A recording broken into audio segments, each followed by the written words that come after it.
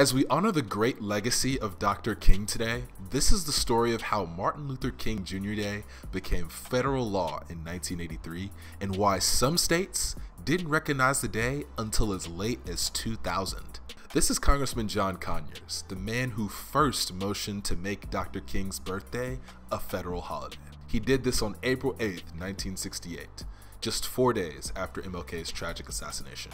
This first motion never made it to a vote. Opponents to the bill did not want to create a holiday to honor a private citizen who had never held an office before, and they believed that another paid holiday for federal employees would be just too expensive. However, this would not be Conyers' last try. Many businesses also declined to recognize the holiday at first. Working class individuals chose to go on strike, demanding the federal holiday along with higher wages in their labor union negotiations. Labor rights activist Cleveland Robinson, a man who collaborated with Dr. King throughout his life, said, and quote, "Us black people in America just ain't gonna work on that day anymore." Conyers continued to do his part as he introduced the same bill over and over and over again to Congress throughout the 70s, while gathering important co-sponsors to the bill along the way.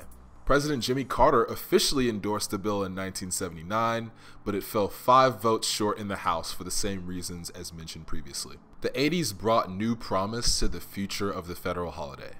Musician Stevie Wonder released a hit song called Happy Birthday in support of the holiday, and Martin Luther King Jr.'s wife and activist, Coretta Scott King, presented 6 million signatures, a record at the time, in favor of the holiday becoming law to Congress. On November 2nd, 1983, President Ronald Reagan signed the bill into law.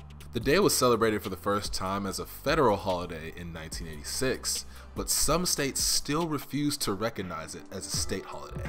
Arizona lost privileges to host the 1993 Super Bowl in Tempe, Arizona, because the state of Arizona did not recognize Martin Luther King Jr. Day as a state holiday.